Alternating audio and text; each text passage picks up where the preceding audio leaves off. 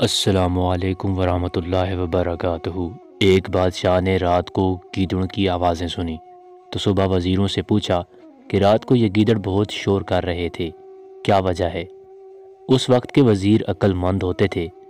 انہوں نے کہا، جناب، کھانے پینے کی چیزوں کی کمی ہوگی، اس لیے فریاد کر رہے ہیں۔ تو حاکم وقت نے آرڈر دیا کہ ان کا بندوبست کیا جائے۔ وزیر صاحب نے کچھ مال گھر بھجوا دیا اور کچھ رشتہ داروں اور دوستوں میں تقسیم کیا۔ اگلی رات کو پھر وہی آوازیں آئیں تو صبح بادشاہ نے وزیر سے فرمایا کہ کل آپ نے سامان نہیں بھجوایا کیا؟ تو وزیر نے فوری جواب دیا کہ جی بادشاہ سلامت، بھجوایا تو تھا۔ اس پر بادشاہ نے فرمایا کہ پھر شور کیوں؟ تو وزیر نے کہا، جناب، سردی کی وجہ سے شور کر رہے ہیں۔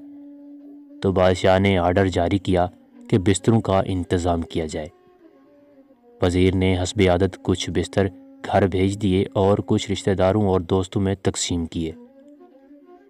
جب پھر رات آئی تو بدستور آوازیں آنا شروع ہو گئیں۔ تو بادشاہ کو غصہ آیا اور اسی وقت وزیر کو طلب کیا کہ کیا بستروں کا انتظام نہیں کیا گیا؟ تو وزیر نے کہا، جناب، وہ سب کچھ ہو گیا ہے۔ تو بادشاہ نے فرمایا کہ پھر یہ شور کیوں؟ تو وزیر نے اب بادشاہ کو تو مطمئن کرنا ہی تھا اور اوکے رپورٹ بھی دینی تھی، تو وہ باہر گیا کہ پتہ کر کے آتا ہوں۔ وزیر جب واپس آیا تو مسکراہٹ لبوں پر سجائے آداب عرض کیا کہ بادشاہ سلامت، یہ شور نہیں کر رہے بلکہ آپ کا شکریہ ادا کر رہے ہیں اور روزانہ کرتے رہیں گے۔ بادشاہ سلامت یہ سن کے بہت خوش ہوا اور وزیر کو انعامات سے نوازا۔